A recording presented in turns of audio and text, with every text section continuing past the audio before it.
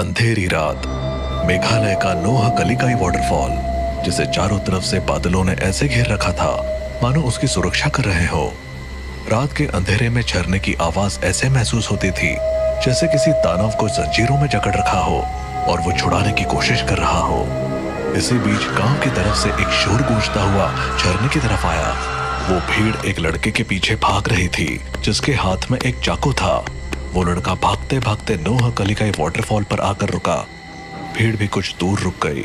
इसने मेरी बेटी को मार डाला, इसको भी वैसे ही तड़पा तड़पा कर मारो।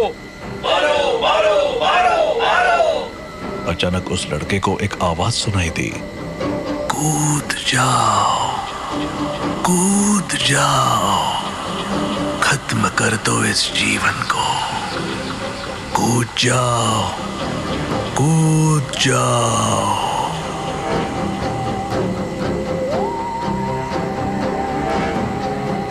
वो भूतिया झरना है, हम वहाँ नहीं आएंगे। इधर आजा चुपचाप। वो भीड़ क्या चिल्ला रही थी उस लड़के को कुछ सुनाई नहीं दे रहा था। उसको सिर्फ एक आवाज सुनाई दे रही थी, कूद जाओ, कूद जाओ, कूद जाओ, कूद जाओ। उस आवाज की इंटेंसिटी बढ़ती चली जा रही थी। कूद जाओ, कूद जाओ, कूद जाओ, कूद जाओ। आखिरकार वो लड़का कूद ही गया। हे भगवान, ये तो कूद गया। आज तक यहाँ कोई मरा नहीं था, आज ये मर गया। चलो वापस चलो, आज के बाद कभी कोई यहाँ लौटकर नहीं आएगा। वो सारी भीड़ अपने अपने घर को लौट गई। इस घटना के कुछ साल बाद मेघालय से लगभग 2000 किलोमीटर दूर दिल्ली में राजेश नाम का लड़का अपने माँ बाप को सोलो ट्रिप पर मेघालय जाने के लिए मना रहा था। सोलो ट्रिप मतलब अकेले जाएगा? तुझे हो क्या गया है राजेश? अरे माँ, सोलो ट्रिप का मतलब ये नहीं कि मैं सच में अकेला हूँ। आजकल ग्रुप ट्रिप होती है, ट्रैवल एजेंसी सब अरेंज करती है। तू हमें बेवकूफ समझता है क्या? पापा, मैं बच्चा नहीं हूँ और हम ग्रुप में जाएंगे जिसमें अजनबी लोग होंगे पर सबकी डेस्टिनेशन सेम होगी। फिर भी अजनबी लोगों के साथ कैसे भरोसा कर सकते हैं? माँ, हर कोई ट्रिप पर एंजॉय करने के लिए ही आता है। प्लीज मुझे रोकिए मत, मुझे जिंदगी में कुछ नया एक्सप्लोर करना है। काफी देर तक बहस के बाद राजेश ने अपनी माँ को गले लगाकर मना लिया। पिता थोड़े अनमने तो थे, लेकिन उन्होंने भी अनुमति दे दी। ठीक है, लेकिन कोई गड़बड़ हुई तो सीधे घर वापस आना, समझे? जी पापा, बिल्कुल। अगले दिन राजेश ने अपना सफर शुरू किया। दिल्ली से मेघालय तक का सफर लंबा था। ट्रेन में सफर के दौरान उसने अपने ग्रुप के लोगों से मुलाकात की। मनदीप, इरफान, सलीना, ज्योति और राहुल। ट्रेन का सफर खत्म होने के बाद उन्होंने बस से अपनी मंजिल की तरफ बढ़ना शुरू किया। ये पहाड़ और हरियाली देखकर तो मन ही शांत हो गया। Seriously, it's amazing. बस अब एक पतली सी सड़क पर चल रही थी। घना जंगल चारों तरफ से फैला हुआ था। तभी अचानक बस का रेडियो चालू हो गया। तुम लोग यहाँ क्यों आए हो? वापस चले जाओ। रेडियो किसने चालू किया? ये तो अपने आप ही चालू हो गया। सुनाई नहीं दिया? वापस चले जाओ। ड्राइवर ने रेडियो बंद करने की कोशिश की, लेकिन वो बंद नहीं हुआ। सभी सहम गए। ये क्या मजाक है? कौन कर रहा है ये सब? ये कोई मजाक नहीं है, ये जगह भूतिया है। मैंने पहले भी सुना है कि यहाँ अजीब चीजें होती है। तभी रेडियो बंद हो गया और बस की लाइट्स भी एक पल के लिए बंद हो गई। अंधेरे में सब एक दूसरे को पकड़कर बैठे रहे। ये क्या था? ड्राइवर साहब, ये आपकी कारस्तानी तो नहीं है? प्री रिकॉर्डेड ऑडियो बजा रहे हो? इरफान मियाँ, आपने तो हमारी चोरी पकड़ ली। मैं तो बस सफर का रोमांच बढ़ाने की कोशिश कर रहा था। रोमांच की जगह आपने हमारे दिल की धड़कन बढ़ा दी। ये तो मजाक था, पर उन लोगों को पता नहीं था कि ये तो शुरुआत थी। असली खौफ तो अभी बाकी था। सुबह का समय था और चिरापुंजी की ताजी हवा में एक अलग ही जादू था। बस से उतरते ही उनका स्वागत गाइड डेविड ने किया। आप लोग चेरापूंजी की असली खूबसूरती देखने आए हैं तो यकीन मानिए ये सफर आपको हमेशा याद रहेगा। लेकिन याद रखना, प्रकृति जितनी खूबसूरत है उतनी खतरनाक भी।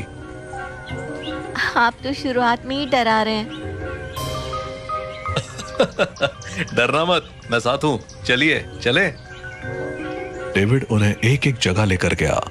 हरियाली, अनगिनत झरने और लगातार गिरती बारिश ने उन सबको मंत्रमुग्ध कर दिया।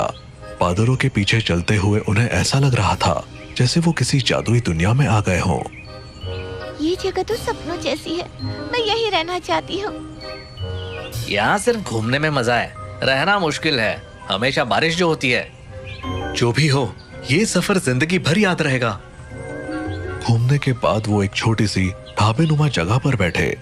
खाने पीने के बीच बातचीत शुरू हो गई और डेविड ने उन्हें नोह कलिकाई वाटरफॉल के बारे में बताया। आप लोग नोह कलिकाई वाटरफॉल के बारे में जानते हैं? बस इतना पता है कि ये एशिया का सबसे ऊंचा झरना है। ये सिर्फ झरना नहीं, इसके साथ एक खौफनाक कहानी भी जुड़ी है। कहानी के मुताबिक कई साल पहले यहाँ एक महिला रहती थी जिसका नाम लिकाई था। उसने अपने बेटी को पालने के लिए दूसरी शादी की, लेकिन उसका दूसरा पति बहुत ही क्रूर था। उसने लिकाई की बेटी को मारकर उसका मांस पका दिया। जब लिकाई को यह सच्चाई पता चली तो उसने इस झरने से कूदकर जान दे दी। तभी से इसे नोह कलिकाई वाटरफॉल कहते हैं। लोग कहते हैं कि यहाँ जाने वाले को आत्महत्या करने के ख्याल आते हैं, इसीलिए इसे भूतिया जगह माना जाता है। सभी के चेहरे पर डर और अजीब सी बेचैनी साफ दिख रही थी। Oh God, this is horrifying. लेकिन क्या ये सच है? मैंने ये चीज फर्स्ट हैंड एक्सपीरियंस की है। मैं आपको वहां जाने की सलाह नहीं दूंगा। सभी ने उस जगह जाने की इच्छा जताई, लेकिन डेविड ने मना कर दिया। रात में सभी अपने कमरे में लौट आए, लेकिन राजेश के मन में उस जगह को देखने की इच्छा हो रही थी। उसने राहुल से बात की। राहुल, मुझे नोह कलिकाई वाटरफॉल जाना है, तुम मेरे साथ चलोगे? तुम पागल हो गए हो क्या? डेविड ने मना किया था ना। बस एक बार देखेंगे और लौट आ जाएंगे यार, प्लीज। ठीक है, पर जल्दी वापस आना होगा। रात के सन्नाटे में दोनों चुपके से होटल से निकलकर झरने तक पहुंच गए। झरने की गड़गड़ाहट और उसकी ऊंचाई देखकर वो दंग रह गए, लेकिन तभी उनके दिमाग में अजीब ख्याल आने लगे। कूद जाओ, कूद जाओ, ये जीवन बेकार है, कूद जाओ।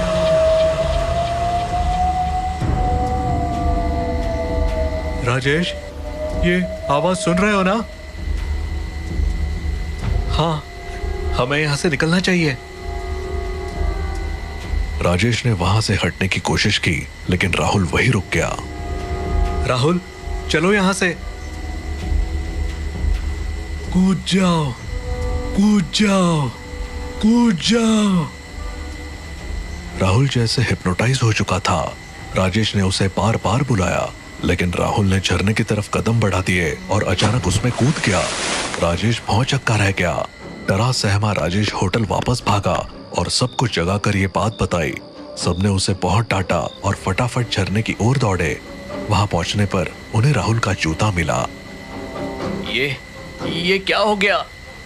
हमने सुना था लेकिन यकीन नहीं था ये सच है। तभी सबके दिमाग में वही आवाज गूंजने लगी। कूद जाओ, कूद जाओ।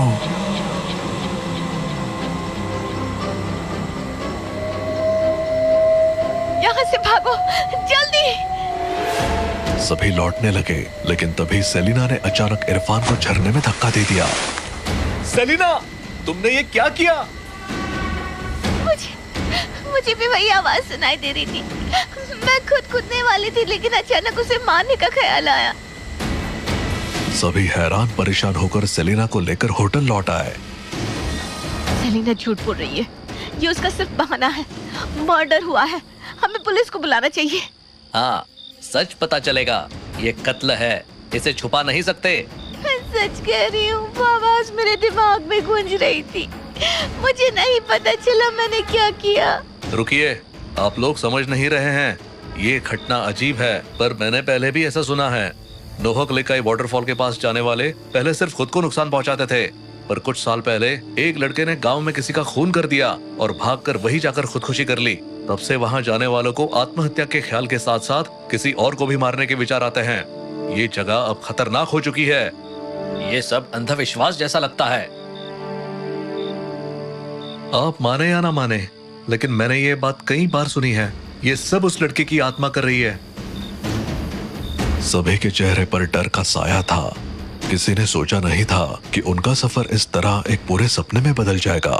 तभी ज्योति बोली, राजेश कहाँ है? वो यहाँ नहीं दिख रहा। क्या वो फिर से झरने की तरफ गया है? नहीं, हमें उसे रोकना होगा। सभी घबराए हुए झरने की ओर भागे। वहां पहुंचकर उन्होंने देखा कि राजेश झरने के बिल्कुल किनारे पर खड़ा था और ऐसा लग रहा था जैसे वो किसी से बात कर रहा हो। राजेश, वहां से हटो। क्या कर रहे हो? यहाँ आओ। तभी राजेश के पास एक साया दिखाई दिया। साया कुछ पल के लिए रुका और फिर गायब हो गया। राजेश ने सिर घुमाकर उनकी ओर देखा और धीरे धीरे वापस आ गया। राजेश, वहां क्या हो रहा था? मुझे ऐसा लग रहा था जैसे जैसे कोई मुझसे बात कर रहा हो। वो कह रहा था कि मैं यहाँ से मत जाऊं। वो मुझे रोक रहा था। सभी ने घबराकर राजेश को वहां से दूर किया और वापस लौटे, और उन सब ने फैसला किया कि अब उन्हें दिल्ली लौट जाना चाहिए। बस चल पड़ी। धीरे धीरे लंबे सफर और मानसिक थकावट के चलते सभी सो गए, लेकिन रात के अंधेरे में राजेश अचानक उठ गया। उसकी आंखें लाल थी और उसमें कोई इमोशन नहीं थे। वो अपनी जेब से एक चाकू निकालकर धीरे धीरे अपने साथियों की तरफ बढ़ा। तुम सबको जाना होगा, तुम सबको जाना होगा। राजेश ने एक एक करके सभी को चाकू मारना शुरू कर दिया। उनकी चीखें सुनने वाला ड्राइवर के सिवा कोई नहीं था। ये लड़का पागल हो चुका है। ये आत्मा का खेल है। इसे रोकने का एक ही तरीका है। राजेश जब ड्राइवर की तरफ बढ़ा तो ड्राइवर ने बस को रोकने की बजाय तेज रफ्तार से चलाते हुए उसे सीधा खाई में गिरा दिया। बस एक जोरदार धमाके के साथ नीचे गिरी और पल भर में आग की लपटों में गिर गई। राजेश, ड्राइवर और बाकी सभी की मौत हो गई।